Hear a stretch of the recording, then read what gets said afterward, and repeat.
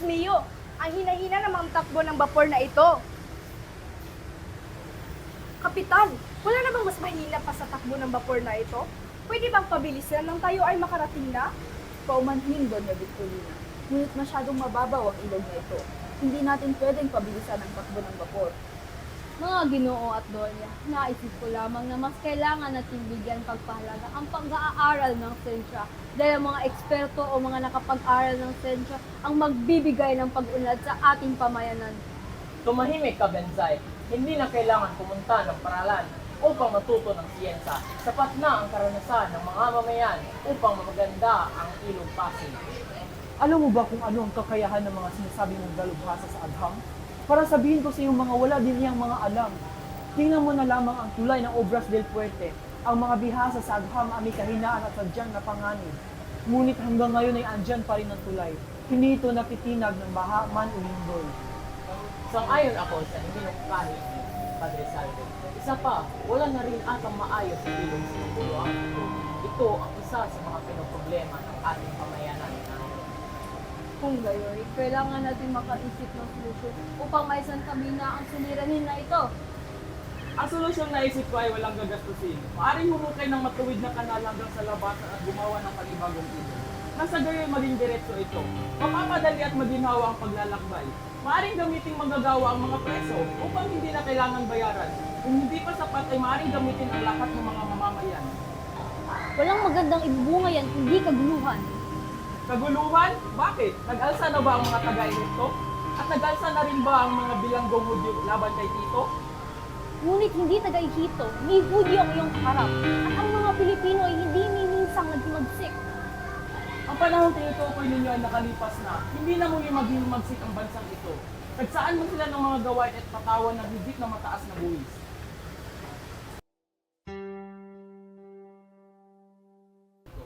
Akademya na walang Kastila?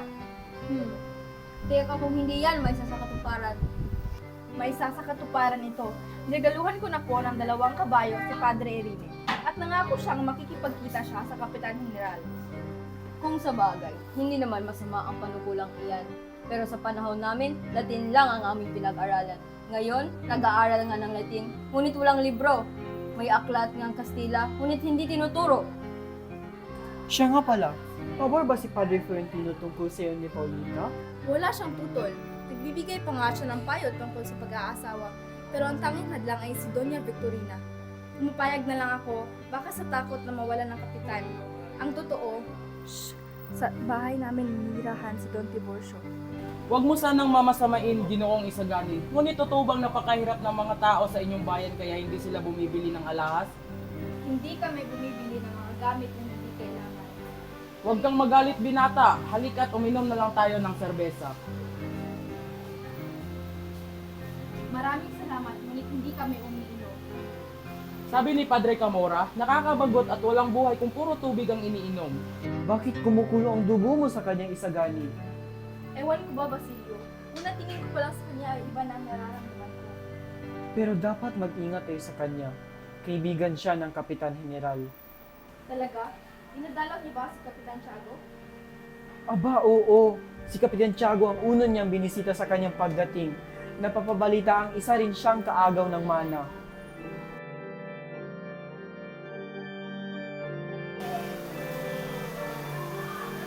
Saan kayo galing, Senyor Simon? Hindi niyo naabutan ang pinakamagandang bahagi ng biyahe. Nakakita na ako ng napakaraming ilog at tanawin kaya interesado lamang ako sa mga bagay na nagbibigay ng alamat. Kung sa alamat, ang ilog Pasig ay mayaman. Isa na rito ang alamat ng malapad na bato. Bukod doon, may isa pang alamat na tumutukoy naman sa isang kuweba. Ito ang alamat ni Doña Jeronima. Alamat ni Doña Jeronima? Magandang pangalan. Sige, Kapitan. Ikwento mo nga ang alamat na iyan. Si Padre Florentino, Senyor Simon, ang higit na nakakaalam sa alamat. Noong unang panahon ay may mag-aaral na nangako magpapakasal sa kanyang dalagang kababayan. Subalit ang mag-aaral ay nakalimot at ang dalaga ay naghihintay habang lumilipas ang panahon. Hanggang sa mabalita ng dalaga na naging arsobispo na ng Maynila ang kanyang hinihintay. At dahil sa ang kanyang pangako ay mahirap nang mangyari, napagawa ang arsobispo ng kuweba para sa kanya. Dito siya naninira hanggat namatay at dito na rin siya inilibing. Napakagandang alamat. Napakadamdamin. Isusulat ko yan sa pahayagan. Ano sa palagay mo, Padre Salve? Hindi ba't mas mainam na ipasok ang Donya sa Beaterio? Halimbawa, doon sa Santa Clara. Doon ay pwede niyang dalawin ng Donya na hindi pinaghihinalaan ng mga tao.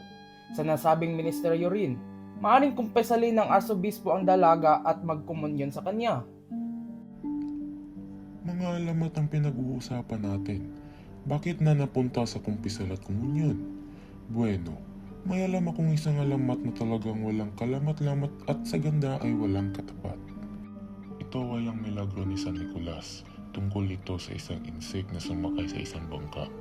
Nang dumaan ang sinasakyan sa harap ng simbahan, ay biglang lumabas ang isang demonyong nagtatawang buhaya. Inihampas nito ang mahabang buntot na ikinatab ng bangka. Natakot ang insek at ibinigkas ng malakas ang pangalan ni San Nicolas, kaya naging bato ang buhaya. Papasok na pala tayo sa lawa. Kapitan, alam niyo ba kung kakahanda ko ng lawa na patay ang isang pilibusterong nangangalang, ano nga yun? Rivera, o Ibarra?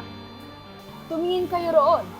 Ayon sa mga Guardia Civil na humabol sa mga tulisan, si Ibarra, nang makitang wala na siyang ligtas, ay tumalon mula sa bangka at lumangoy. Sa tuwing lilitaw ang kanyang ulo ay pinauulanan siya ng bala. Doon sa malayo ay hindi na siya makita. Ano ang nangyayari sa inyo, Senyor Simon? Namumutla ka yata. Ikaw, na isang manlalakbay, nahihilo sa isang patak ng tubig na ito? Ang lawang ito ay hindi dapat tawaging isang patak lang ng tubig. Ito ay mas malaki pa sa kahit anong lawa sa Suiza. At kahit pagsamasamahin pa ang lahat ng lawa sa Espanya, marami na akong nakitang marinong nahihilo nito.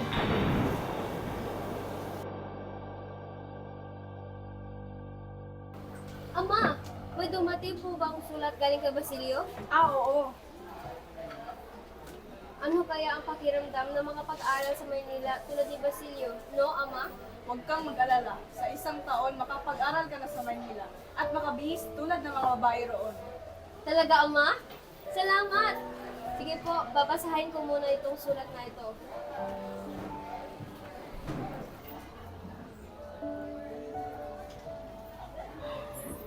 Oh, anong problema mo, anak? Mga praile, ama. Tumaas naman ang buwis ng lupang sinasaka ko. Magtimpi ka. Higit na malaki yung magagastos kapag ipinaglalaban mo ang hinaharap nilang kaso. Bayaran mo na lang hinihingi nilang buwis. Ngunit ama, sila'y umaabuso na. Magpaumanhin ka. Ipagpalagay mo na lamang na ang salapi mo'y nahulog sa tubig at sinakwal ito ng isang malaking buhaya at ang kamag-anak nito ay sumunod. Hindi ko hayang makuha nilang lupa, ama. Hindi! Walang sino mang dayuhan ang makakuha ng lupang aking sinasaka. Lupa ko ito. Binungkal, sinaka, tinamnan, inalagaan, minahal, at pinagyaman. Walang dinala rito ang mga dayuhan, ama. Kahit isang dakot man lang ng lupa. Sapagkat wala silang binigay, ay wala rin silang karapatang kumuha ng anuman. Ibibigay ko lamang ang lupa sa kung sino mang handang magdilig ng sariling dugo. Buhay ang pinuhunan ko, ama, sa lupang ito. Kaya dapat na buhay ring ibayad sa akin. Alin na ngayon ang plano mo? Dadalhin ko ito sa hukuman. Ipinaaalala ko lang sa iyo na kung sino mang mananalo sa hukuman ay nahuhubaran sapagkat ipinagbili na nasasakdan ang lahat ng kasangkapan, pati na rin ang kahuli-hulihang kasuotan. Hubad tayong pinanganak itay, kaya hubad rin tayong mamamatay. Anong kailangan mo? Sinusundo ko po ang anak ninyo, si Tano, upang magsilbi sa depensa militar. Noong kapanahon na ng mga santo, walang mga pesting guardia civil, pagkat kung may nang-aapi ay hindi bubuhay ng ganyan katagal ang mga tao ngayon. Wala talagang guardia civil noon. Kung mayroon, ang maitim na lalaking iyon ay hindi makakasabay sa dalawang Kastila sapagkat mabibibilibid siya. Kung makawala lamang ang paa ni Haring Bernardo, ibibigay ko sa kanya ang aking mga kabayo, magpapaalipin at magpapakamatay ako sa kanya dahil siya ang magtatanggol sa atin laban sa mga guardia civil. Alto, hindi ka na po pwede magpatuloy. Buwisit! Kaya na nga mayroong mga ipinag-uutos, para sundin. Palibhasa, isa ka lang inyo. Ipapalathala ka namin sa pahayagan para hindi matulad ang mga mangmang na inyo sa iyo. Maglalakad na lang ako para hindi ako masangkot sa gulo. Aba, bahay pala ito ni Kapitan Basilio. At naroon si Sinang si Andresuelo. Ngunit, bakit kausap rin ni Ginoong Simon ang Kura Paroko at Alperes? Areglado, Ginoong Simon. Pupunta kami sa Tiani upang makita ang iyong mga alahas. Ako rin. Kailangan ko ng relo. Ngunit napakarami kong inaasikaso. Kung may kukuha mo sana ako ng isa, Kapitan Basilio. Hayaan ninyo na maging pamasko ko na ito. Bueno, maaari nito ang pag-usapan iyan pagkatapos. Nangangailangan rin pala ako ng isang pares ng hikaw. Mamaya na natin pag-usapan pagkatapos. Huwag kang mag-alala, Pat. Sagot ka na lang. Ang matandang lalaki na katiwala natin sa gubat namatay sa katandaan. Ayaw pumayag ng kura ng pangmahirap na misa dahil mayaman naman daw ang kanyang Panginoon. Wala ho ba kayong magandang maibabalita sa akin? Nawawala na tuloy ako ng gana sa aking mga naririnig. May balita po ba kayo tungkol sa sagpang? Balitang balita doon ang pagkabiyag ng isang kabesang talis at hindi umiimik si Basilio. Sa halip ay nag-isip siya ng malalim hanggang sa nawala na nga siya ng ganang kumain.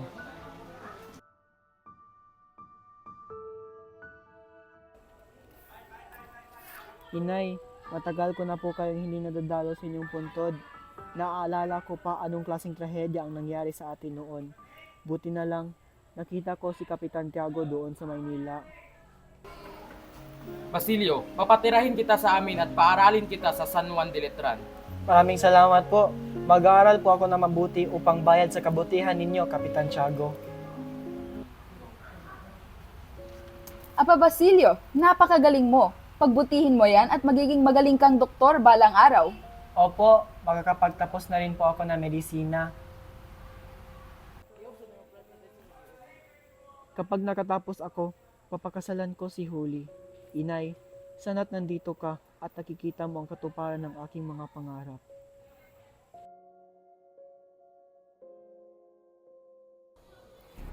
Si Ginong Simon, ngunit anong ginagawa niya sa puntod ng aking ina? May tutulong po ba ako sa inyo, Ginoong Simon? Anong ginagawa mo dito sa kagubatan? Kung iyo pong magugunita sa mismong puok din ito tayo nagtagpo. May 13 taon na ang nakakaraan. Kayo po ay naghandog sa akin ng ilang pakikiramay. At kung hindi ako nagkakamali, kayo po ay si Susumo Ibarra? Si Ginoong Ibarra na sa pagkakaalam ng lahat ay matagal ng patay? Nabatid mo na ang nag-iisa kong lihim na maaring maging dahilan ng kasawian at sisira ng aking mga balak. Dapat kitang patayin para sa kaligtasan at alang-alang sa dakila kong layunin. Hindi mo ba naisip na maaari kang masawi sa aking mga kamay? Ngunit iba ang pagkakakilala ko sa inyo, Ginoong Simon. Isang malaking banta ang pagkakatuklas mo sa aking lihim. Ginoong Simon, nooy hinatulan kayong filibuster at dahil dooy kayo napakulong muli. Ito'y hahayaan niyo bang mangyari muli? Walang ibang makakaalam nito maliban sa ating dalawa. At kung mawawala ka sa aking landas ay manatili itong liham para sa akin. Madaling palabasin na napatay ka ng mga tulisan sa loob ng gubat na ito. Kung ganoon, ay nagkakamali ko lang sa pagkakakilala ko sa inyo. Totoong ako'y naparito, may 13 taon na ang nakakaraan upang dakilain ng isang kaibigan na inalay ang buhay para ipaglaban ang karapatan ng Pilipino. Upang wakasan ang pang-aapi at kung nagbalik ako upang ipagpatuloy ang kanyang nasimulan. Hindi ko akalaing ang laso na naiwan ay lubusan na kumalat sa lipunan. At ultimo mga kabataan, wala nang ginawa kundi sumunod, magpaalipin, hindi pinakikinggan. Nagkakamali ka, Ginoong Simon. Kung hindi dahil sa pag-aaral ng mga kabataan ng wikang Kastila, hindi tayo pakikinggan ng pamahalaan at ang wikang ito at ang wikang Kastila ang magbubuklod ng tulay sa mga Pilipino. Malaking kahangalan ang pinaniniwalaan ninyo. Hindi kailanman ito magiging wikang pambansa. Aanhin natin ang wikang ito. Itatago lamang ng huwad na wikang ito ang ating mga karapatan, ang ating paniniwala, ang ating pagkatao. Mali ang iniisip ninyo, Ginoong Simon. Ha? Sa simula pa lamang akin ang nasaksihan ng inyong lupon. Ang mga kabataang naghahangad na itatag ang akademya. Ilang beses ko na nga bang itinangkang makakausap si Makaraig o si Isagani upang ipaunawa sa inyo na mali ang inyong mga binabalak. Ngunit tulad ngayon, hindi ka nakikinig at batid kong iniisip nyo lamang na ako'y nababayo o nasisiraan ng bait. Ngunit ngayon, nasa akin ang pagkakataon, hahayaan kitang mabuhay, Basilio, kahit na alam ko ang nakataya dito ay ang katuparan ng aking mga plano. Hahayaan kitang mabuhay, ngunit makikiisa ka sa akin, sabay natin isa katuparan ng aking mga plano. Salamat sa pagtitiwala sa akin, Ginoong Simon. Ngunit ako man sa sarili ko ay may mga pangarap din. Gusto ko makapagtapos. Gusto ko maging isang ganap na doktor. Sabihin mo sa akin kung anong mapapala mo kung ikay makakapagtapos. Makikita mo bang masaya at nagdidiriwang ang bayan? Magiging malaya ba ang mga tao? Ano? Ahayaan mo na lamang ba na makita ang iyong ina at kapatid na nabubulok sa ilalim ng lupa na tinatapakan ng mga taong siyang mismong pumatay sa kanila? Ano ang nais ninyong gawin ko? Kaya ko bang ipaglaban yun ako'y mismo ay wala? Anong gusto mong gawin ko? Iharap sa hukuman ng bangkay ng aking ina at kapatid pagkatapos ay magbintang ng kung sino-sinong Kastila? Isa lamang ang hamak na estudyante. Wala akong kakayahan. At kung ibibigay ko sa iyo ang aking tulong, Hindi na maibabalik ang mga buhay ng aking ina at kapatid ng paghihiganti.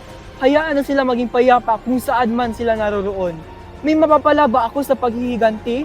kapipigilang maranasan pa ito ng iba. Walang maaalipin kung walang magpapaalipin. Darating ang panahon na gagawin nila sa iyo ang ginawa nila sa akin. Sila ay mapupuot sa iyo. Napupuot? Ako pa ay kanilang kamumuhian sa mga ginawa nila sa akin? Hindi na bago sa tao ang magalit sa kanyang nasaktan. Pagkaano'y bumalik ka na sa inyo. Lumalalim na ang gabi. Hindi ko hinihiling na itago mo ang aking lihim. Dahil kahit ihayag mo ito'y tiyak ang hindi kanila paniniwalaan.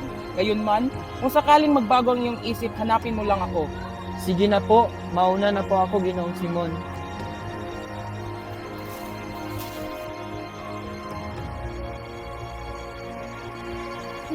Maaari ka nang magsimula bukas.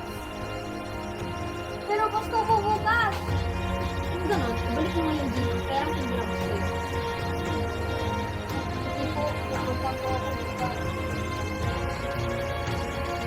Nakahuli! Dalian mo! Ang lolo mo! Diyos ko! Ha? Anong nangyari sa lolo ko? Nasaan ang lolo ko?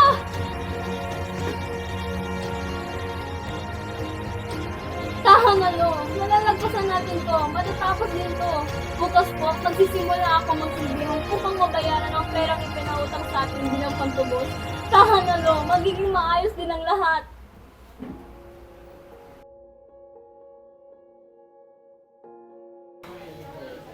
Mare, nalaman mo bang napipisit ang Dangselo? Oo, narinig ko. Kawawa naman siya. Lupa ko ito. Walang may pagkita mga papeles ang mga praile na sila ang may-ari ng lupa. Matigas ka talaga, Tales. Tay! Ayos ka lang po ba? Anong nangyari sa'yo? Tay! Wag po! Saan niyo ko dadalhin? Wag! Tay! Wag po! Yung paanak para makauwi. Babayaran ko na po! Pakawalan niyo ang aking ama! Huli, tuturuan kitang magbasa at magdasal. Aralin mo ang mga librong iyan. Humiling ka upang matubos ang iyong ama. Opo, maraming salamat po. Dapat lagi kang nagbabasa ng mga dasal upang biyayaan ka ng Diyos. Basilio? Nandito ka na pala? Kamusta ka na dito? Ayos lang naman ako. Huwag kang mag-alala. Nag-ibon ako para mabayaran ang utang mo kay Hermana Francia.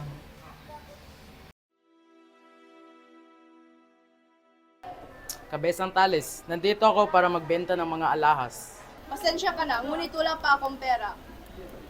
Ayos lang iyon, ipapakita ko na lamang sa iyo ang aking revolver. Magkano po yung kwintas? Napakaganda naman ito. Para sa iyo, ibibigay ko sa iyo ng murang halaga. Ay, salamat Ginoo. Tales, meron ka bang gustong bilhin dito? Pasensya ka na, ngunit wala akong mabigay sa'yo. Di ba't mayroong kwintas si Huli? Pwede ko bang makita ang kwintas na iyong sinasabi? Mukhang nakita ko na ang kwintas na sinasabi mo. Teka lang, kukunin ko muna. Napakagandang kwintas! Saan niya ito nakuha? Sana ko po ito. Ah, ganun ba? Ipagpapalit ko ito sa kahit anumang alahas na meron ako. Hindi po pwede, Ginoong Simon. Sana ko po ito. Pasensya na po. Ayos lang po iyon. Sige po, matutulog na ako. Kailan kong gumanti sa mga praile para sa aking anak. Patawarin niyo ako, Ginoo, kung nagawa ko man kayong pagnakawan. Subalit, ang aking mahigpit na pangangailangan ang nagtulak sa akin na gawin ang bagay na iyon. At bilang kapalit ng iyong revolver, iniwan ko ang lakit ng iyong ninanais. Kinailangan ko ng armas upang umanib sa mga tulisan. pinapayuhan ko kayong wag nang magpatuloy, sapagkat kapag kayo'y bumagsak sa aming mga kamay, ay hindi namin kayo ituturing na panauhin at hihinga namin kayo ng malaking tubos.